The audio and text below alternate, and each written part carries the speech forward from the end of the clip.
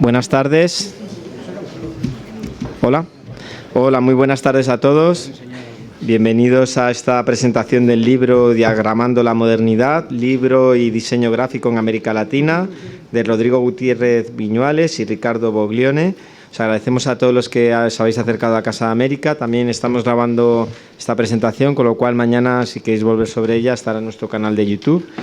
Y sin más, cedo la palabra a los autores del libro para que tengan este diálogo ahora, en el que van a estar, pues eso, Juan Manuel Bonet, por un lado, que es investigador independiente y autor, y Rodrigo Gutiérrez Viñuales, que es catedrático de la Universidad de Granada y autor principal del libro. Cuando quieras. Muchísimas gracias.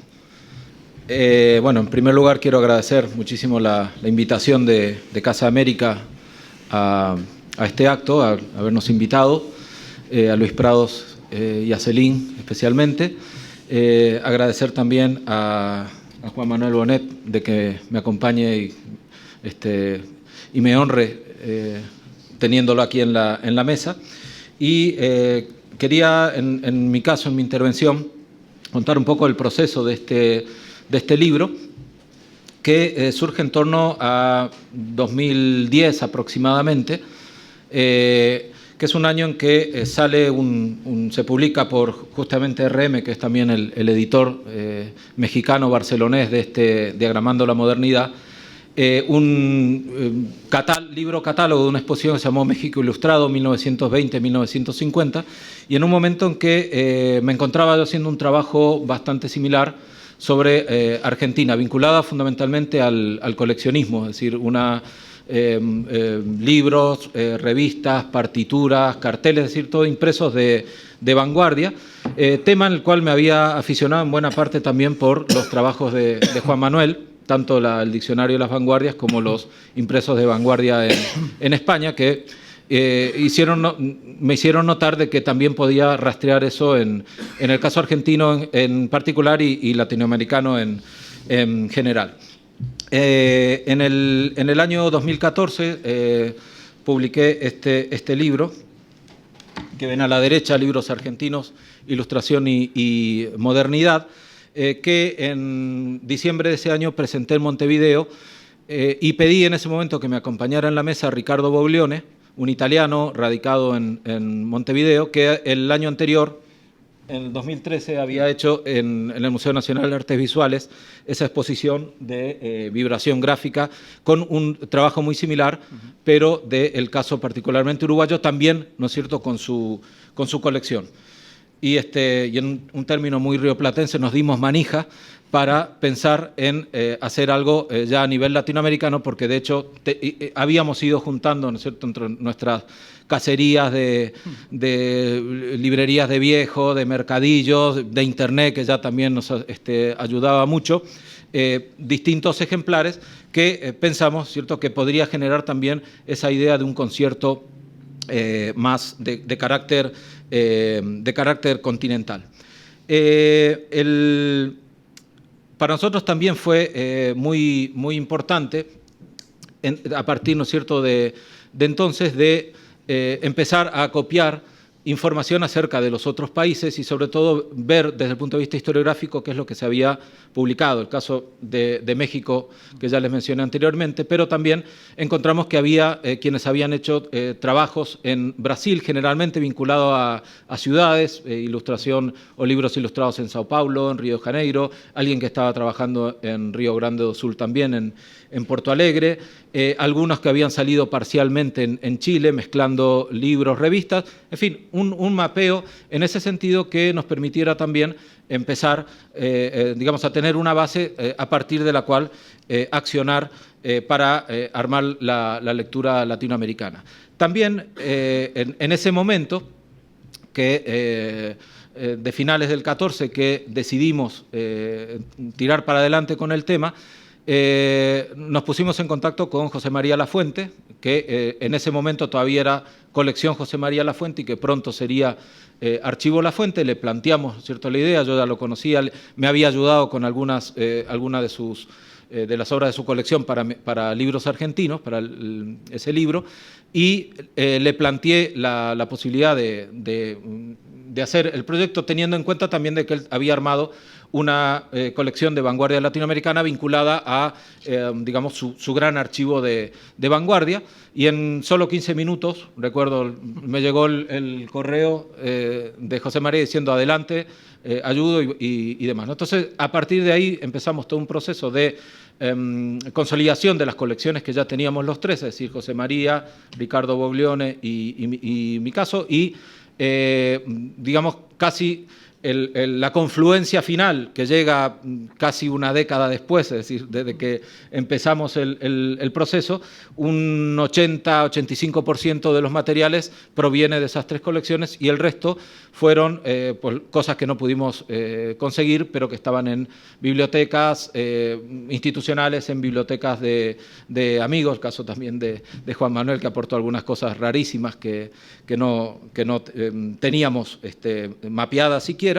Y empezamos, ¿no es cierto?, a conformar una historia del arte muy atípica, es decir, es una historia del arte latinoamericano y unas historias parciales de distintos países latinoamericanos, pero no hechas a partir, como históricamente las hicimos, que era de la pintura y la escultura. Si nosotros cuando siempre critico de que nuestras historias del arte escritas históricamente, valga la redundancia, eran historias de la pintura y la escultura, ¿no? Y todo este tipo de materiales los habíamos un poco dejado de lado.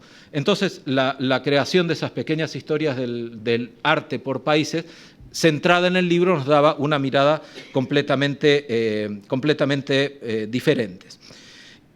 Otra cuestión que para nosotros fue muy importante desde el punto de vista del enfoque era no arrojar a nuestros países latinoamericanos una mirada ajena, europea, es decir, como buscar el reflejo de lo que se hacía en la vanguardia europea y en Estados Unidos, aunque lógicamente algunas cosas son, digamos, ineludibles, ¿no? Sí, hay cuestiones de relaciones, hay cuestiones que se forjan sobre todo en París, algunas menos en Nueva York, por supuesto en Madrid, es decir, en Sevilla en algún caso, pero realmente intentar ver o armar esas historias situándonos en cada uno de los países. Esto nos parecía importante y marca también lo que es el derrotero, el discurso propio del libro.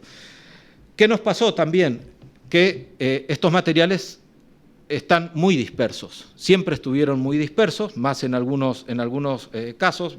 Yo recuerdo, bueno, cada vez que hacía un viaje a Latinoamérica me llevaba un listado de autores literarios para ir a las bibliotecas a pedir todos los libros de los años 20 y 30 que habían hecho esos escritores y mirar uno por uno a ver cuáles podían tener cubierta o no, y esto buscando pistas y demás, y allí fue, digamos, un gran descubrimiento, ¿no? Es decir, muchísimos artistas de vanguardia que son mencionados por primera vez, inclusive en lecturas nacionales, que las grandes lecturas de las vanguardias de cada uno de esos países jamás los habían citado, los pudimos recuperar aquí, como también muchas ilustraciones de libros hechas por pintores o escultores, que son más conocidos por esa obra plástica y que de pronto esa especie como de producción secundaria que parecían los libros también, ¿no es cierto?, daba una mirada completamente diferente.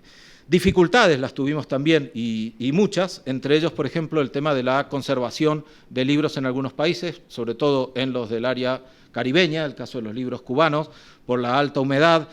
Mucho se ha perdido, es decir, ha llegado de pronto libros de los años 20 o 30 en unas condiciones horrorosas. Por suerte, como trabajamos por cubierta, por las cubiertas, pues la podíamos más o menos, digamos, recuperar, al menos la imagen para reproducir, pero cuando uno abre el libro es una cosa durísima, de esa que ya se mojó, que pasó por varias humedades trincheras absolutas pero bueno, ahí están. También muchas ediciones de los años 30, que es un momento de crisis económica, que las editoriales necesitan seguir produciendo y trabajan con papeles de muy mala calidad que hoy por hoy están quebradizos y demás, pero bueno, también hay algunos interiores de algunos libros que nos hubiera gustado reproducir, pero que los podíamos abrir nada más que hasta aquí, porque ya lo otro era deshojarlos totalmente, con lo cual nos privamos de algunas ilustraciones internas.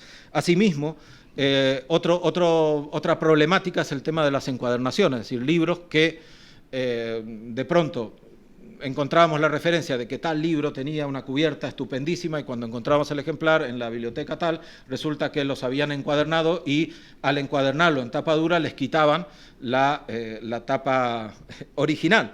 Y esto es una cuestión que se hacía en buena medida por esta idea de dignificar los libros, de creer que de esta manera le dabas un mayor empaque, ¿no? Tomás Santa Rosa, que es un ilustrador brasileño, que aparece con varios ejemplares en el libro, él hablaba de un exceso de veneración, ¿no? De que era ya venerar demasiados libros metiéndole esas cubiertas. Y después hay otra, que lo voy a leer textual, de un editor italiano radicado en Buenos Aires, que era José Fontana, que en principio de los años 40 hablaba de la sobrecubierta o sobretapa, dice, es la que recubre el libro con su sutil grandilocuencia cortesana, sobretapa que se tira al comprar el libro toda vez que ha llenado su cometido de vampireza bibliográfica. Es decir, como que la cubierta del libro era espectacular porque lo que intentaba es sobre todo captar la atención del comprador, pero una vez que se compraba la terminaban quitando. Otra de las dificultades fue construir algunos relatos específicos, sobre todo en Caribe y Centroamérica, que al final los agrupamos, salvo Cuba, que tiene un capítulo individual, el resto los tuvimos que agrupar en un solo capítulo y finalmente funciona relativamente bien. Creo que es de los apartados que merecen todavía una investigación mayor, seguramente en el futuro se llegue a un corpus suficiente como para armar trabajos de más enjundia al respecto. Paraguay no fue muy complicado, al final hay dos o tres cosas repartidas en algunos capítulos transversales que ahora comentaré también ahí en el libro. Bolivia es otro país que al principio nos costó, que íbamos a dispersar también estos capítulos transversales, pero empezaron a aparecer y finalmente tiene también su capítulo propio. Algunas curiosidades también, la importancia no solamente de las producciones en las grandes capitales, sino también en muchas ciudades del interior, que son realmente focos de vanguardia, inclusive no de segunda línea, sino a veces de tercera línea, como el caso de Quillota en Chile, el caso de Jalapa y el estridentismo en México, de Cataguases y la Revista Verde en Brasil, San Rafael, Mendoza en Argentina, y bueno, otras ciudades también, Medellín, en caso de Colombia, Rosario, La Plata, que ya digamos serían como de una segunda línea también mapeada en el caso del libro. La investigación, lo que recoge el libro son, lo dice en alguna gacetilla por ahí, que son 1.300 y algo ejemplares reproducidos. Llegamos a hacer un inventariado de 4.000, es decir, hay muchísima. Generalmente cuando uno hace este tipo de investigaciones, sobre todo inicia, es un viaje sin mapas, es decir, que no sabe, en algún caso hay unas directrices a seguir, pero en otros la va realmente creando la ruta, ¿no? Entonces, pues vas inventariando y finalmente termina, ¿no es cierto?, comienza el proceso de achique, de selección, de preselección y demás que finalmente desemboca en este producto final.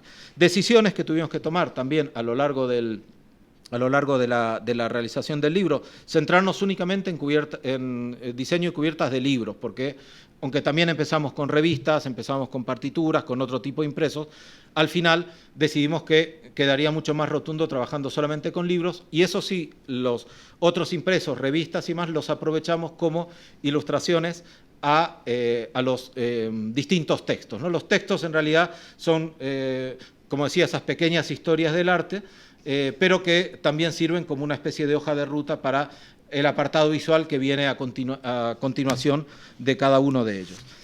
Otra decisión fue la de arrancar, en muchos casos, con capítulos dedicados al modernismo y al simbolismo. Es decir, también para marcar de que no siempre, y quizás poco, más bien, en el caso latinoamericano, la vanguardia no fue una irrupción de pronto tan potente, ¿no es cierto?, como a veces se ha querido ver, sino como parte de una sedimentación. Es decir, muchos de los ilustradores de vanguardia, el caso de Ballester Peña en Argentina, Di Cavalcanti en Brasil, Siqueiros inclusive, o Montenegro más todavía en México, el caso de Alejandro González Trujillo en Perú, son artistas que antes de hacer gráfica de vanguardia están haciendo gráfica simbolista, ¿no? Es decir, que queríamos mostrar, ¿no, cierto?, ese proceso más bien gradual. El libro tiene 17 capítulos, 13, bueno, el primero, que lo firma Juan Manuel, sobre las vanguardias atlánticas, ilustradores latinoamericanos que están actuando tanto en Europa como en Estados Unidos.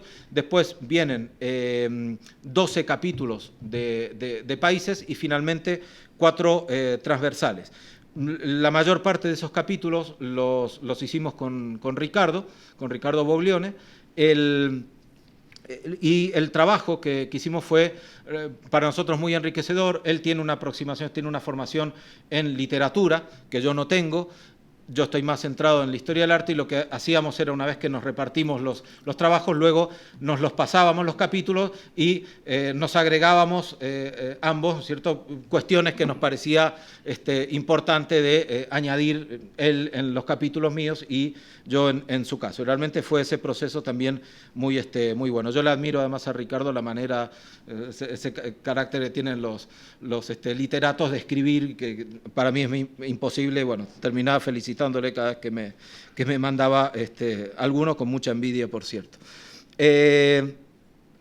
Además, decía de los capítulos nacionales, 4 temáticas transversales, una que se titula Palabra-Imagen, otra que se titula Verbo-Visualidades, otra Precolombinismo y Ancestralismos y otra Gráfica Social. Ahora voy a pasar rápidamente un PowerPoint para mostrar algunos de los contenidos y comentar un poco acerca también de esos capítulos.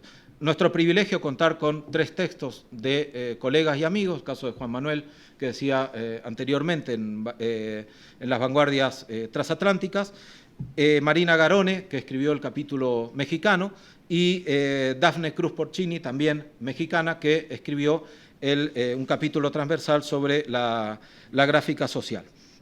Voy entonces a pasar algunas pantallas para comentar algunos aspectos. Puse generalmente una por cada uno de los capítulos, en algún caso un par, pero para hablar de algunos temas. Es decir, es tan grandes las posibilidades que da el libro de hacer comentarios y más que, en definitiva, aprovecho algunas imágenes, algunas páginas del libro también para hablar de cuestiones que, en definitiva, también pueden ser transversales a todo el libro, inclusive fungir como futuros trabajos de investigación. Estos son algunos de los libros que nos sirvieron mucho en nuestra andadura. El caso de México Ilustrado, que les comentaba anteriormente, publicado por RM, y en el caso también de La Vanguardia Aplicada, una exposición que se hizo en la Fundación Juan Marc en el año 2012, con 2 colecciones fundamentalmente, la de José María Lafuente y la de Merrill Berman, y que también, ¿no es cierto?, esa fue la posibilidad para nosotros de conocer, aunque ya conocíamos algunas cosas más vinculadas a la abstracción geométrica rioplatense, pero aquí también volcó algunos de los libros que finalmente también estuvieron en Diagramando la Modernidad. Y esta una pantalla que simplemente quiere marcar una especie de arco de acción, uno de los primeros libros que tratan el tema de los que encontramos en 1985 sobre la ilustración en la producción literaria, publicado por John Suárez de Lima en Sao Paulo, y uno muy reciente, quizás el último que hemos encontrado, tipo Lito Calavera, que es Historia del diseño gráfico en Colombia, que incluyen todo tipo de impresos y varios libros que inclusive algunos de ellos nos hubiera gustado tenerlos en el libro, pero ya estaba diseñado el nuestro. Aquí, bueno, el índice que les había, ¿no es cierto?, comentado, es decir, con la introducción, luego el viaje transatlántico, los distintos países y las 4 últimas secciones de carácter transversal. Hacer esos capítulos de carácter transversal eran para nosotros muy importantes para mostrar, digamos, comparar las cosas que se habían hecho en diferentes países. Tenía un riesgo que luego creímos equilibrar bastante, que era que lógicamente para armar esos capítulos debías trasladar libros que les quitabas al país de referencia, pero encontramos la manera también, el propio texto del libro es con muchas remisiones, es decir, ver página tal y demás, con lo cual la idea un poco de crear la red entre texto e imagen. Pongo ahí el Fervor de Buenos Aires, que se está cumpliendo un siglo ahora mismo de la edición, pues como un arranque también del libro. 2 pantallas dedicadas al capítulo que firmó Juan Manuel. Por un lado, este tema de los poetas como ilustradores, el caso de Oliverio Girondo en Argentina, y esos 20 poemas con las ilustraciones para al Pochoir, que es un libro, una tirada de 850 ejemplares, no es excesivamente raro, pero sí es bastante caro. Y Calcomanías, publicado en Madrid, que tiene además la curiosidad, aunque solamente pusimos la cubierta con ese vagón de tren, en la contratapa hay una viñeta con una taberna flamenca, ¿no? También para ya en 20 poemas había algunas imágenes sevillanas bastante curiosas, sobre todo de Semana Santa, ¿no? El tema de la Amazonía es otro tema que perfectamente podría ser parte de una investigación en cuestiones de tipo gráfica y con todo lo marajoara brasileño de los años 20. Y estos son los libros de Vicente Dorrego Monteiro, publicados en París, año 23 y 25, donde el caso, el de la derecha, por ejemplo, el Quelques Visages de París, es el relato, una narrativa de un indio amazónico que llega a París, y entonces el poemario y a la vez también las imágenes que tienen mucho de amazónico, en clave también a la vez vanguardista. El caso de Argentina, y tocar un poco esos temas que comenté anteriormente, los textos que van ilustrados con revistas y otros impresos, y puse esta página porque el periódico Prisma, la revista Mural, de 2 ejemplares, forma parte de la edición como facsímil a tamaño natural, que vienen, por eso están cerrados los libros plastificados, porque tiene un sobre que contiene los 2 facsímiles de esa revista con las maderas de Nora Borges. Este tema de las vanguardias en el interior, que también habíamos comentado anteriormente, y la ilustro con las obras de Julio Banzo en Rosario, en Argentina, que un personaje muy curioso que compartía el taller nada menos que con Lucio Fontana, que ya había estado en Italia, que volvería a la Argentina y finalmente en los años 40 volvería a Italia y se convertiría más adelante, ¿cierto?, en el gran artista espacialista y demás, ¿no? Entonces, pero digamos, hay ahí una cueva, un núcleo de vanguardia muy claramente expresado en estos libros. El caso de Bolivia, y pongo 2 de una misma autora, María Frontaura Argandoña, el tema de la acción social, el tema de la pedagogía, el tema de la escolaridad, es decir, de también todos estos apartados, todos estos repertorios gráficos, ir metiéndolos en la educación escolar. El caso del libro de la derecha, Mitología Aymara Quechua, es ilustrado por Alejandro Mario Illanes, un pintor y muralista boliviano, marido de María Frontaura, que además trabajaban en un proyecto social que fue muy importante para Bolivia y para Latinoamérica en ese momento, que fue la Escuela de Guarizata, entre el año 31 y el 40. Brasil, elegí estas 2 páginas, entre las muchas otras que podría haber elegido, un poco para mostrar también este tema de la modernolatría edilicia, los rascacielos que aparecen siempre tambaleando, es decir, como en una especie de dinamismo constante, ¿no es cierto?, como marca de modernidad.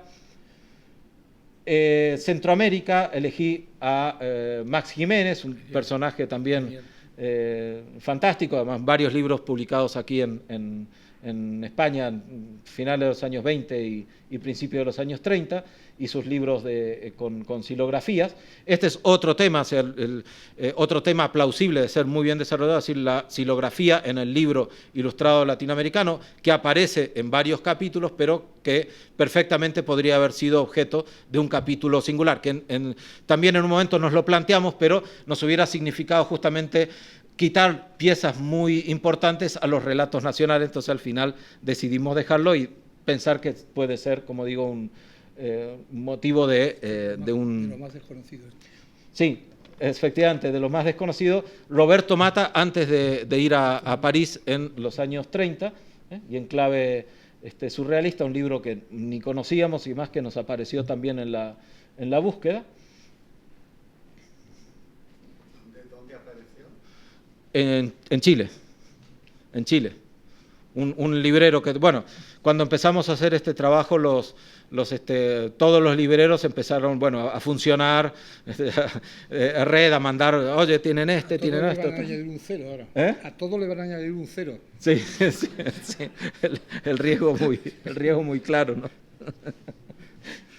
Bueno, el caso de Colombia también, Pepe Mejía, en el caso de Medellín a la izquierda, es decir, otra ciudad interior con una producción muy buena, y el caso de Sergio Trujillo Magnenat en Bogotá, fotógrafo también, efectivamente, de los años 30, un gran vanguardista. Para Cuba elegí a Gabriel García Maroto, también español, muy vinculado a México, pero también con un paso importante por Cuba, y esta carpeta que además nos la prestó José Ignacio Abeijón las imágenes. También como ciudad interior, muy impactante, no lo desconocíamos, pero empezamos a descubrir en algún viaje a Ecuador y en esas búsquedas de biblioteca, el caso de la vanguardia guayaquileña, como la de la derecha, por ejemplo, de Galo Galesio, un importante grabador ecuatoriano de los años 30, 40, 50, también mezclando iglesias, aviones. Era mejor entonces que después. Era mejor que lo que vino después, que fue un poco más realista social, ¿no? Libros hechos a mano por Dr. Atl. El paisaje, tenemos 8 versiones diferentes porque los hacía con estarcido, con plantillas, entonces utilizaba diversas imágenes, diversas caligrafías, y cada uno de esos ejemplares está hecho uno por uno. En Perú elegimos estas dos obras. ¿Ese es así? Es así, un libro trapezoidal. No, sí, no, un libro, te lo iba a preguntar. Sí, con ese formato. Es de un ilustrador que se llamaba Esquerre. Sí, no, Esquerrilov. Pero firmaba Esquerrilov para sentirse como una especie de vanguardista ruso. Que ahí hay otro también muy curioso que se llamaba Ernesto Bonilla del Valle y firmaba Bonillov del Valleski. También otro tipo desaparecido de la vanguardia, peruana. Esquerrilov sí está... Sí, estuvo en Amauta presente. Sí, mucho. Y claro, era todo el grupo también de la Prisma. Sí. Primera noticia. Sí. Este nos lo prestó Walter Sanseviero. Bueno. También otro sabueso de los libros de las primeras ediciones peruanas, también muy amigo, que prestó esa y alguna cosa más también. Bueno, de Uruguay elegimos una referencia que es el Palacio Salvo.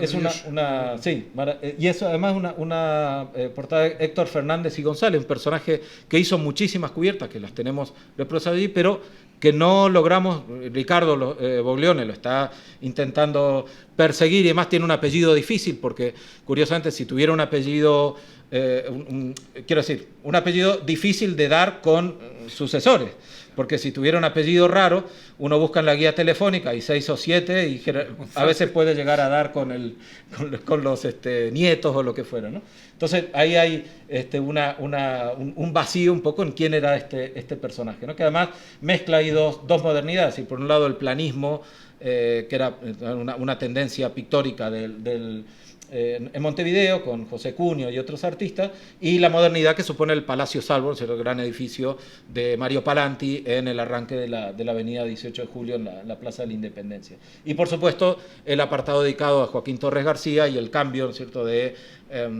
imagen que se produce a partir de su regreso en el año 34 a Montevideo, después de los años europeos y neoyorquinos. de Venezuela, dos casos, dos personajes que nos parecen muy singulares. Rafael Rivero Oramas, un ilustrador también que logramos reconstruir bastante a partir de las cubiertas que hacía para la editorial Élite, que era quizás la más importante en cuanto a libro ilustrado, y alguna rareza como la de La Guaricha, que son ilustraciones de Francisco Narváez, quizás el escultor más importante que tuvo Venezuela a lo largo del siglo XX, pero que prácticamente estaba desconocido en su labor como ilustrador. De los 4 capítulos transversales, elegí, para palabra e imagen, una página de caligrafías y otra imágenes de cubiertas que recurren al número, ¿no es cierto?, como símbolo, como imagen. Este término palabra-imagen lo utiliza o lo recogimos de Mauricio Escudiero, un texto que publica justamente en el catálogo Las Vanguardias Aplicadas, y que él hablaba, decía que la palabra imagen no proviene de la literatura, o sea, sino de la aplicación del texto en el espacio del libro. En verbovisualidad, que no lo llamamos poema visual, porque no solamente hay poemas, sino también, como en el caso de la derecha, prosa. Quizás el personaje José de la Cuadra, el gran poeta visual de Ecuador de los años 30, dice Washington, que tiene un grabado de Leonardo Tejada, y los interiores, ¿cierto?, armados de esa guisa. Generalmente son cuentos, y la primera página de cada cuento es con una armando. Lenin, ¿no? Tenía un Lenin también, me parece. Sí. Y armaba, digamos, en la primera página una imagen que tuviera que ver con el contenido del cuento, ¿no? Y el caso de la izquierda es Antonio de Ignacios, hermano de Rafael Barradas. Son poemas visuales que él hace aquí en España en el año 17-18, pero que se publican en Buenos Aires en el año 31, o sea, con estos paisajes, en los cuales también se va mechando un poco el tema del texto, ¿no? Este apartado, precolombinismo y ancestralismos, que toma como referencia una vanguardia propia, es decir, es una invención propiamente americana, tomar lo precolombino y en algunos casos los ancestralismos de comunidades indígenas vivas en el tema de la ilustración. Algo habíamos visto con Rego Monteiro en el caso de la Amazonía, y aquí pues distintas digamos, variables. En el caso de la derecha son manuales de arte ornamental que se usaban en las escuelas o en escuelas de artes y oficios para enseñar dibujo a partir de los diseños precolombinos, es decir, para crear una conciencia nacionalista y americanista ya desde las propias bases. Muchos de estos materiales, ya lo anunció también, van a estar de precolombinismo y ancestralismo en una exposición que estamos organizando en la Fundación Juan Marc, que se inauguran a principios de octubre, que se llama Antes de América, Fuentes Originarias en la Cultura Moderna, que tiene una cosa que vamos a llamar, un espacio que vamos a llamar Biblioteca Amerindia, donde va a haber revistas, libros y otros impresos en esta línea. Y finalmente, Gráfica Social, es el capítulo que le encargamos a Dafne Cruz, que está ilustrado fundamentalmente con revistas de todo el continente, sobre todo mexicanas y argentinas, en algunos casos con fotomontaje, como pueden ver también a la derecha, que son también de las tantísimas líneas que se pueden continuar desde esta perspectiva. Nuestro objetivo, y con esto cierro, para nosotros era importante crear un modelo, es decir, perfectible. Nos parece que hay muchas atalayas que deja abiertas el libro, es un work in progress en definitiva, y esperamos que también en los años próximos, a partir del libro o simplemente de otras investigaciones que se haga, se siga, digamos, encontrando otros referentes, cosa que suele pasar. Es decir, la condena de este tipo de libros es que una vez que está publicado, al día siguiente te aparece la tapa que tendría que haber estado y que no llegaste a conocer. Muchísimas gracias por acompañarnos y nada, espero que os haya interesado.